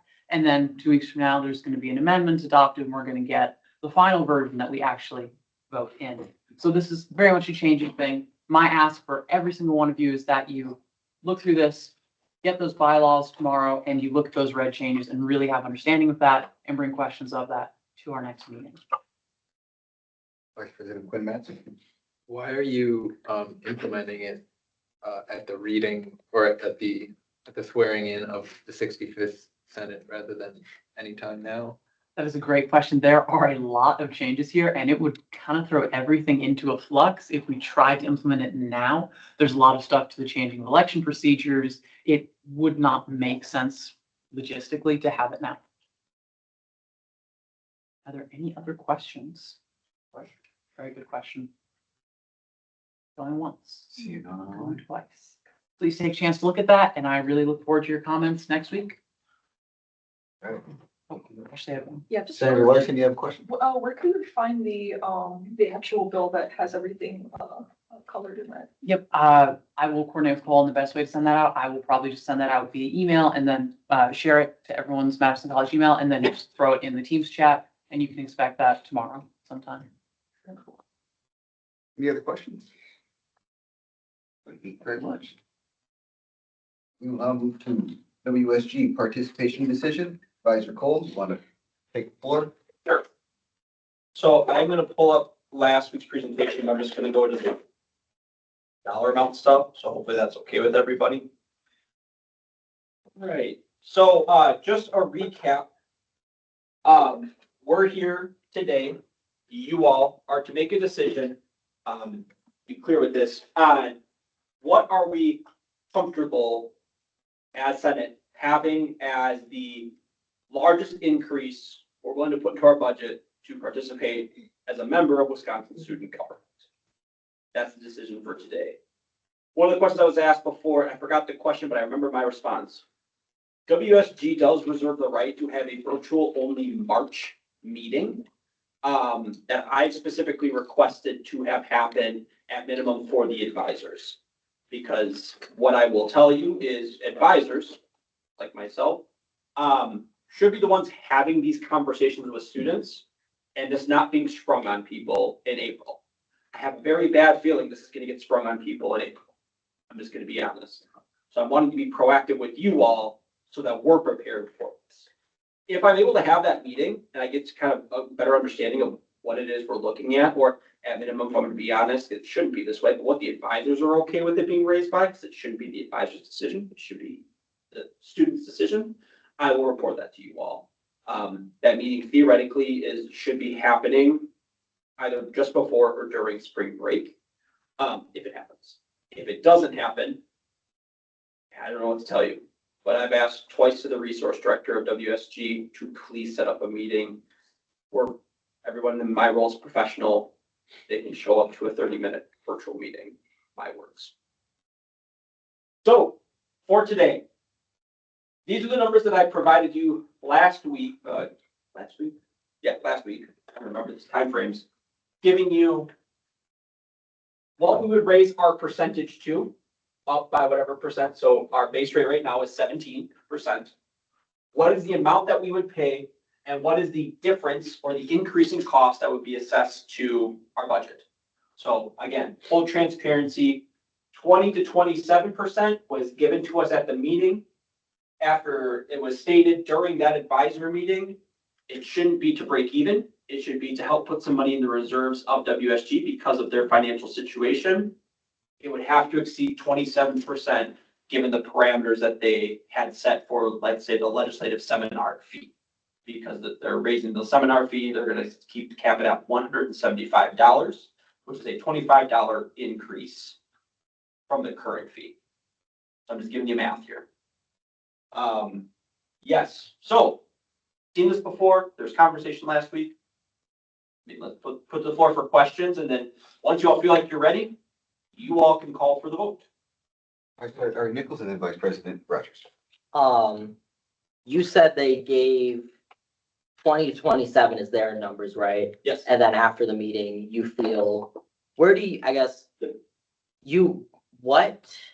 was you said the advisory meeting, the decision was that it should make money, correct? That is what was stated at the meeting. Okay, so what line do they have to go to be making money? Like what percentage increase? So for them to actually start receiving a dollar, it's actually not on there. It's 28.7%. Okay, cool. So 29%. And give me a second because I actually have it in the notes. So you're going to see my notes here. And doesn't it all depend on attendance too? It does. So about 28% is what I have here, which math told me that they would make approximately, I think they would make maybe $350 to $400 that year. They went to 28%, which our number for 28%, because again, I didn't have much more space to work with it, is about $2,400 is about for us. So $2,378.77 at our current enrollment status. So things to remember, if enrollment goes up, we pay more based on the percentage. If enrollment goes down, we pay less. So I don't know why they chose a percentage of our FTE, but that's what they chose. So, Senator Sindor, I have Vice President Rogers and Vice President Surtsel, and then I'll put you forward. Already got to my question. Thank you. Vice President Surtsel. Just very quickly, based on how many schools attend and whatnot, that would also hike up the cost, correct? Because then they have to go ahead and increase, say, 3 schools drop out of the total that are attending right now. That's more money on the schools that are attending, correct? If they're trying to break even or make a profit. By math, that is correct. I don't know what conversations are, again, this is why I want the advisory meeting. I don't know what conversations are being had. If other schools are feeling the way that we are, that a significant rate increase would inhibit them from effectively being able to have a good return on investment for their money into WSG. But yes, it would be. And the math we looked at today, because I was asked about it, is if we increase to that 27%, we see that increase of about $849. A school that isn't Milwaukee or us, because we're the 2 largest schools, only sees an increase of about $550. And there's already a $300 split, which means we take it from a $300 split to about $800. So just math to know as we talk about different schools, transparency. Senator Sindor. so I would like to add a couple things, maybe most of you know, but I think this percentage thing is worst idea I ever heard in my life. Because as Madison Area Technical College, let's say we are paying $1,500. Sure. There are schools, they are paying $200 because of their attendance or whatever. So those schools, if they have 20% increase, their increase will be $40. But in 20% increase, we will pay $254, which more than their school is paying for all attendance. Exactly, they will be all right with that, while they're paying lesser than everybody and taking the same benefits like us. And also, I would like to add that I believe there are schools who's paying $200 and stuff. They are taking more benefits than we are taking because I think they need WSG more than we do, 100% for everything. And I just want to add that I just want you to know, end of the day, they are also acting like, oh, why Madison College? Like, they have everything and stuff because we are doing the most contribution. And I don't think we can leave WSG and in this moment, but I think this percentage idea, the worst idea ever. Good. Thank you, Senator Sindor. Senator, Vice President Rogers. At the end of the day, correct me if I'm wrong, what we're really doing is arguing to Student Activities Council for the money to do this. What is, in your experience, the highest pill that they could swallow that won't harpoon next year's increase to the travel budget, considering what we did last year with student health increases? So you're asking me for my last year's increases or my opinion on what they would accept? I want to be very clear what you're asking. We annoyed them last year with a really high increase, Yes. and next year we're probably gonna have to increase food. So the idea was this year we're gonna keep it to a very low increase. Sure.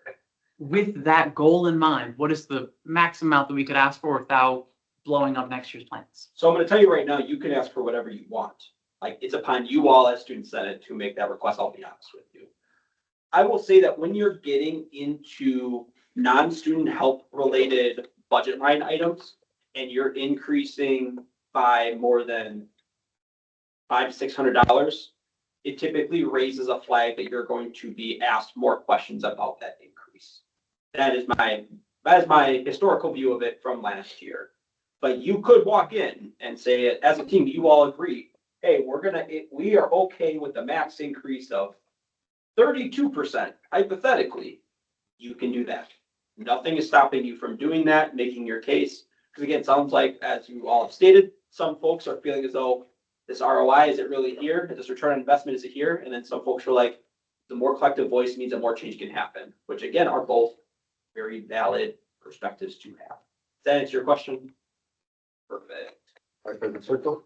Yeah, I, just to touch on that, based on the experiences that we shared as a body of students coming from Madison College, I feel like there wasn't much connection there.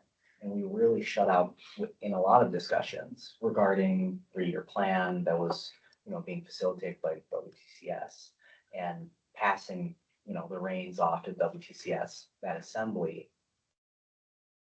What happens when they hike up this and we're not being able to get any of those benefits and such? That's my main concern.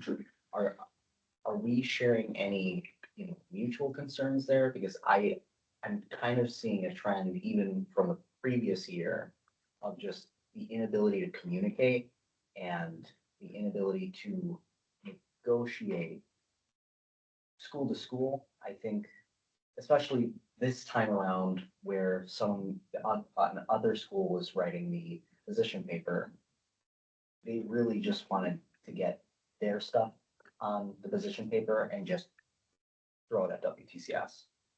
So it was very frustrating overall, and I know that the majority of us were frustrated. Are you sharing kind of the common concerns here? They're not only hiking up, the value of this membership, we're not seeing that value there. I'll be honest, my only concern I'm gonna raise to you all is that I want us to make sure that we're using student fee money effectively. That is my number one goal of it. And that's why I trust you all as the voting members, that if you think that, hey, even if this rises, there's still mutual benefit to it, I support you all. In the end of the day, truthfully, you all choose to raise it, and you're like, we want to keep going no matter what, I'm gonna support you, I'm gonna be there with you. Because in the end, that's what we think is best for advocating for the students and the best use of money. So that is my stance with it, is if you're saying this is it, right there with you. If it's less, awesome. If it's not, there has to be a hard conversation, let's have the hard conversation. But it comes down to what you all decide, and I'm alongside you with that, because in the end, we are using student fee money, so the students should benefit from that. Hope that answers your question. Senator Crowder? So I just have a couple questions. Is there anyone at all that's thinking about running for WSG? And the reason why I mention that is that Madison College has had someone in a WSG officer position that I'm aware of for the last 3 years. This is the only year that we haven't had someone, and you can see the change compared to the previous years.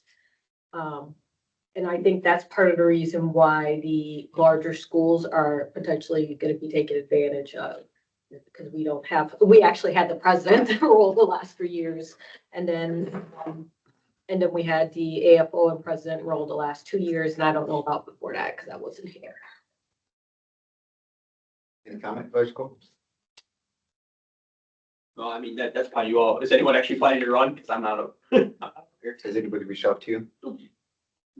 And you do need to reach out to Cole if you're planning to run, because you have to get an okay from Cole to run for any of the positions. There would be an email that comes out to you all from them. I haven't got that yet as well, so surprised if you do. They didn't send one out last year. I know. I heard to some people. Senator Larson? So I have a question about, did you say that the WSG is in some financial, situation. What kind of financial situation is that? And then I have a follow-up question. Sure. So what I can say factually, and I mean, I'm not trying to hide it factually, somehow, some way, there is a significant amount of money in excess of $10,000 that they cannot account for right now. There's supposedly they are digging in to try and find out where it went. We've done what we can on our end as Madison College with some of the previous leadership to find out, hey, this is missing. What do you recall? Since we had the previous AFO president, so on and so forth. We have nothing. Like, we do not know. So that is one of the major parts of it. The other part is that their costs continue to rise. And there's the realization that the amounts they're charging, especially with the drop in attendance for Let's Live seminar, is impacting their bottom line. I don't know, truthfully, if that significant amount of money is found, if that changes the narrative. It very well might. I'm not aware of that because what I got in the meeting was we're basically sounding the alarm. And I didn't quite understand it because there wasn't a full conversation that was had. It was, we're throwing this out there and everyone kind of jumped on. And I was really kind of confused. Thank you, Vice President Quinn Mattson. Yeah, to respect the time, we'll do one question. If we have any time left over, we'll get back to you. I want to, for a second, play devil's advocate, play WSG advocate. Because I think, I have a few thoughts about it. I think statewide collaboration is good, despite this version right now having a lot of issues that I think are all valid, that we've brought up. So I don't want to forget that a statewide organization can be really helpful. And like Annette brought up, sometimes it's kind of what we get out, what we put in. Last year, we got a lot out, and it was Madison College at the forefront because Madison College was on the board of officers and Madison College made the position paper. This year, we did not lead the pack, and so we didn't have as much control over where the pack went. So the opportunity still stands to be more involved in that way. If we wanted to, if we want to take on those benefits for the price of those efforts. I also thought everything you said for Khan, I completely agree with. And I don't think nobody there is going to be willing to listen to it. I think I think somewhat, if we say we can only go up 10% or we can only go up 5%, 8%, whatever it is, we decide that here, we go to WSG and a group that's paying $150 says, we'll go up to 33%, whatever it is. We'll say, we are paying so much more. We are going to have to back out if you raise it that much, and you're going to be in a lot bigger problems. This is just the reality of our budget at our school. If you raise it to that much, you're going to shoot yourself in the foot. We've already decided that 25% is our cap. And I hope some people there would be willing to listen to that. Thank you very much, Vice President Quinn Mattson. Vice President Ari Nichols. Yeah. Cool. So say they do an increase, I'm just gonna pick a random. Say they increase it to 27%, so we go up 10%, right? What are the chances of them in a year or two doing another 10% increase like that? Not likely, because this increase is going to have to be, they're gonna have to do something with their bylaws on this. I don't know how they're gonna do it. But the chance of it increasing, I'm gonna say not likely only for the fact that this is the first time they're talking about it in a long time of a rate increase. Okay. Based on historical experience. You did. Senator Sindar. So when I go there, whatever we decide, how many percent, I will 100% let them know how much money we will pay extra. And they will know that even they like it or they don't like it, which is I don't care. But if you go up to $1,000, we are almost paying 3 to 4 bottom schools money, but we are still having one vote. I don't think personal idea, we shouldn't go up to $1,000 because we are almost paying I think 4 school minimum in the bottom, and that's not making any sense. Thank you, Senator Sindar. Senator Larson, did you have a follow-up? I'd like to make a Senator Crowder? motion to extend the time by, is it 7 minutes? Motion made, Senator Crowder, to extend the time by 7 minutes. Point of question, how are we doing voting on this?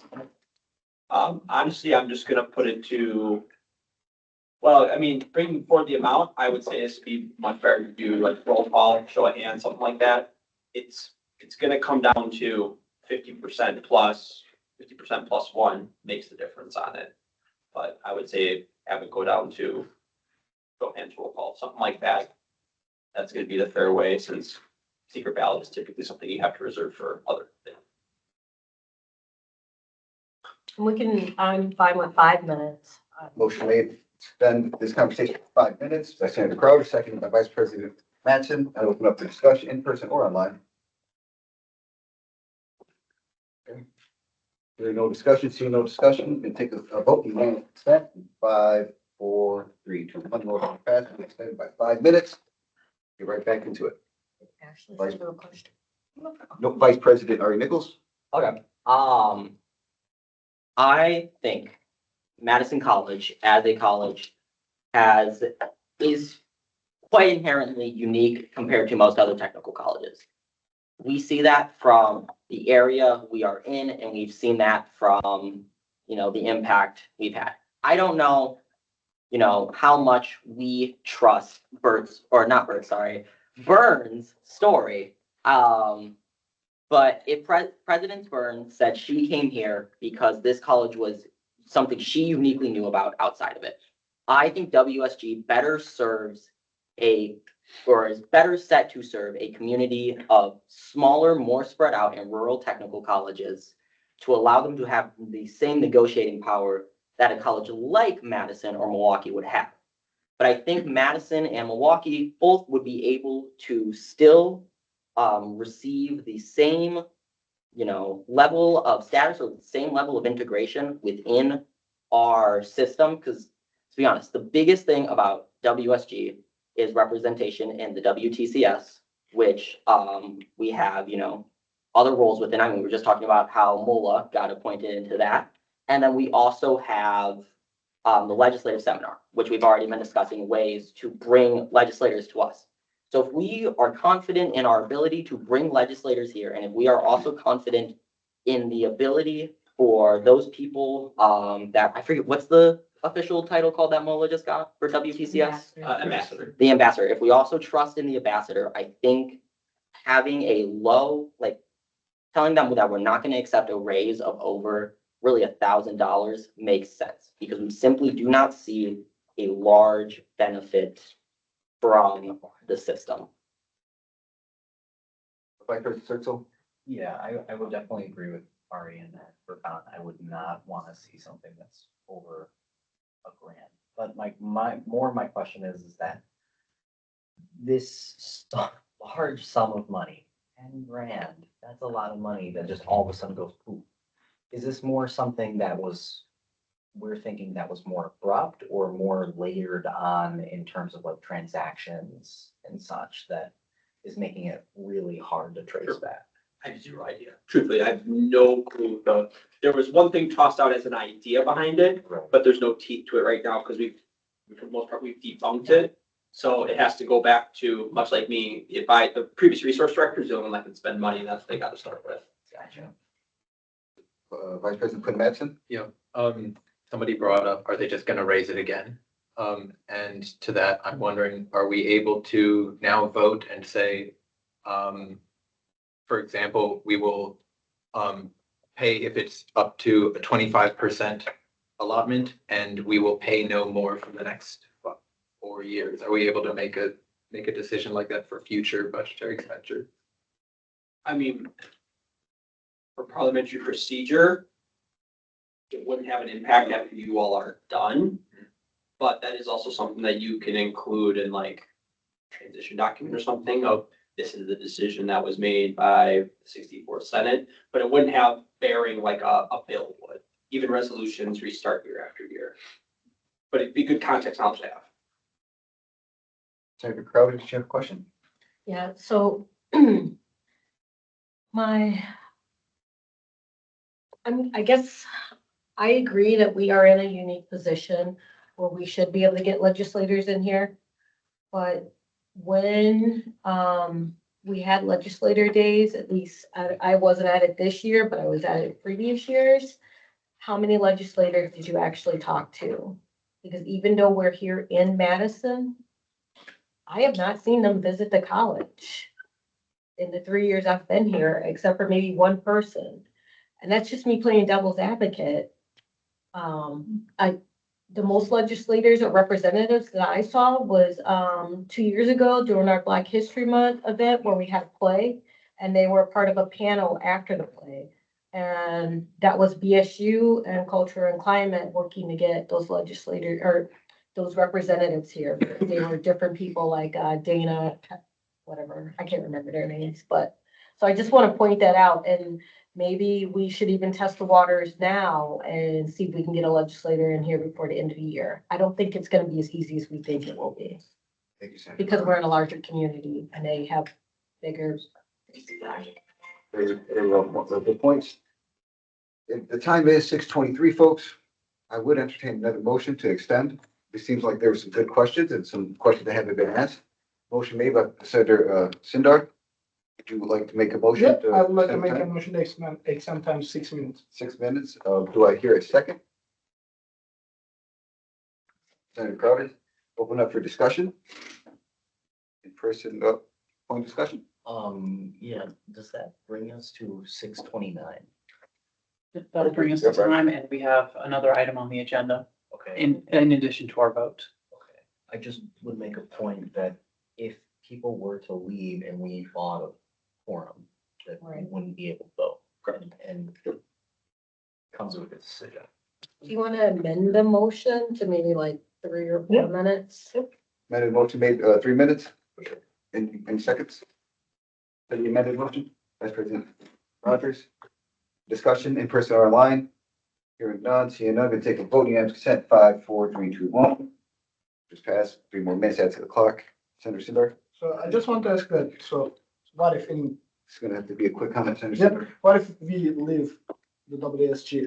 Do you think schools still will give us that budget? Because right now we have a reason we are attending WSG. And I also want to indicate that I agree with Corey, that's a mistake of WSG or one person. So this is not a regular increase. Okay, in regular increase, we have more things and we are paying more, whatever. But if this is somebody's mistake, I think every school should pay equally. Thank you, Senator Sindar. Vice President Rogers.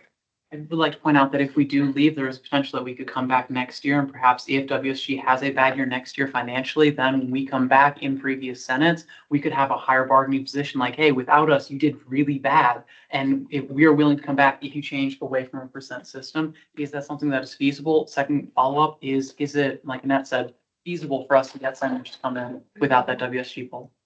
We can play poker. We can gamble on that. We definitely can. I don't know in all honesty, but we would see. Can we bring folks in? I mean, we can always make the attempt to. We also can span it out over a longer period of time that isn't just 2 days. So is it possible? Yes. Can we actually make it happen? It all depends on who we hear from, but anything is possible. Senator Crowder. I make a motion to cap our WSG fees at $2,000. Motion made by Senator Crowder, cap fees at $2,000. I see a second. Here, second. Second by Vice President Quinn Mattson. Information wasn't the whole purpose to a roll call vote and us We still have to decide how much to increase it by. Yeah, we still have to set the amount and then I'll go through both. and go to a roll call. So Here, a second. Very quickly, that would be, Is, right now we're at the point of hearing second. Did you have a point of order? maybe, I just wanted some clarification. Would that be up like 8% or I didn't do percent, I just did a cap. 7%, 6%, like 10,000. total 2,000? I know there's percents up there, but I just wanted to go with the number. Vice President Rogers. I would like to motion to increase it to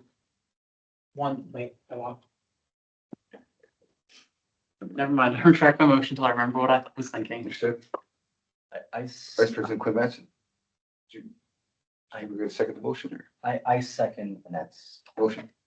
I open up now for discussion. I am gonna say this. I think 2,000 is too high. I think at most, we should increase it. I think the cap should be 950.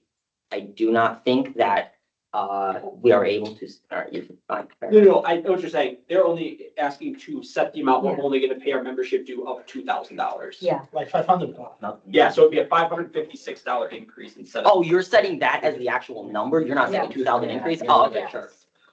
I just wanted to go with it. I just wanted to.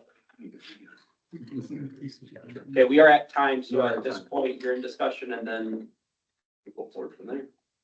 Brings to discussion. I motion increase to 27%, Motion made by Vice President Rogers to increase it by 27% or to a total of 27, of 10%. to a total of 27%, up to 10%. Is that correct? There are no two motions on the floor. If I'm understanding correctly, you can vote on which motion you want to go for, and then we'd vote on that motion Can I as it pertains. say something? Like motion? Do you have a motion? I would like. Are you good? Okay, let's hold on. We're about to have. No, I was Here's just it. No, I know. So let's go back to the original, just because with having all these open, I want to make sure that we're not going to be just kind of building up on top of it. So Annette's original one was there and that was seconded, am I correct? I second. Yep. Then we were in discussion. So then I believe to that, it can be amended. Yeah.